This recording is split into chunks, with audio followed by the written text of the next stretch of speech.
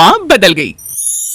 कहानी उस घर की है जहाँ बहू और बेटी को एक माना जाता था, लेकिन फिर अरे शिखा बेटा, तू रसोई में क्यों घुसी रहती है? जा, रोटी मैं बना लूंगी।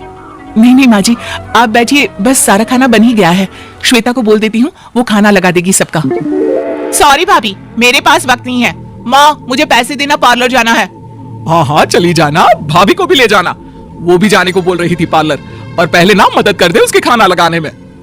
देख माँ, वो बहू है, उसे बहू रहने देना, इतना सर पर मत चढ़ा भाभी को।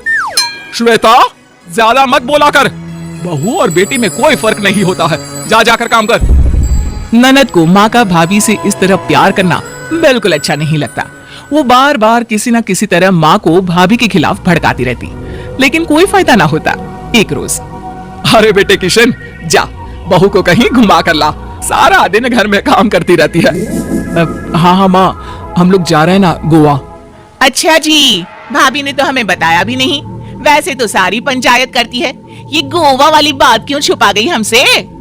अरे क्योंकि उसे खुद नहीं पता था बहन। मुझे टिकट सस्ती मिल रही थी तो मैंने बुक कर दिया। हाँ शिखा, पैकिंग कर ले, संडे हम जा रहे हैं गोवा। दोपहर में शिखा पैकिंग कर रही थी कि सास आ जाती है।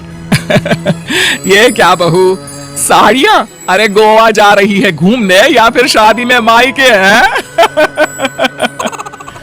माँ जी, ऐसा कुछ है ही नहीं, समझ में नहीं आ रहा क्या रखूं कपड़े में। अरे तेरी और श्वेता की साइज तो एक ही है, उसके कुछ मॉडर्न कपड़े ले ले, आकर लौटा देना। हाँ माँ जी, ये ठीक रहेगा। शिखा श्वेता के पास जाती है और उससे कपड़े मांगती है। ना जी ना, मैं अपने कपड़े ना दूं, वैसे भी फैल जाएंगे मेरे कपड़े, बहुत महंगे वाले हैं। शिखा मुंह लटकाकर कमरे में आ जाती है तो सास कहती है, चल तैयार हो जा, तुझे मैं शॉपिंग करा कर लाती हूँ गोवा की। बस फिर क्या था, सास बहू निकल जाते हैं मार्केट और एक से बढ़कर एक ड्रेस खरीद कर घर आते हैं। पहले बता देती कि नए कपड़े दिलाने वाली है भाभी को, तो मैं अपने ही दे देती ना भाभी को, मुझे दिला देती नए कपड़े। देख श्वेता, परिवार का मतलब सबके साथ रहना होता है, ना कि सिर्फ अपना सोचना। वैसे भी तुझे अच्छे संस्कार सीखने चाहिए। और रही बात कपड़ों की, तो शिखा, आज से घर पर भी तू मॉडर्न कपड़े ही पहनेगी, कोई जरूरत नहीं है ये साड़ी वाड़ी लपेटने की। हाँ क्या था, घर पर श्वेता और शिखा एक जैसे रहते। एक बार पड़ोसन आती है। अरे बेटा, अपनी माँ को तो बुलाना, जरा बात करनी है। शिखा सास को बताती है और रसोई में चली जाती है। ये आपकी बेटी बहुत बड़ी हो गई है, इसके लिए एक रिश्ता है, कहो तो बता दूं। ये बेटी नहीं बहू है, घर में सब एक जैसा ही रहता है। वैसे मेरी बेटी भी बड़ी हो गई है, कोई रिश्ता हो तो जरूर बताना। पड़ोसन रिश्ता लेकर उन लोगों के घर आती है।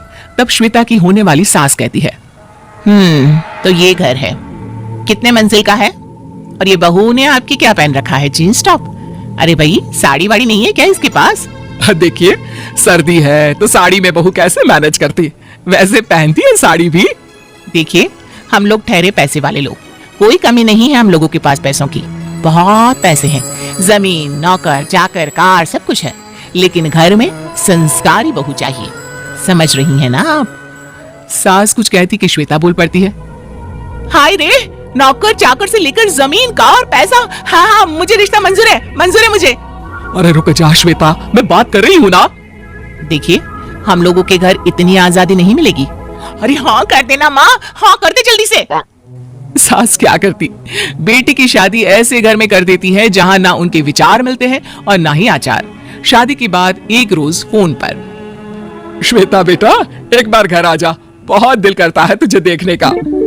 माँ, वो घर पर बहुत काम होता है, कैसे आऊँ? बड़ा घर है, लेकिन आने जाने वालों की लाइन ही लगी रहती है।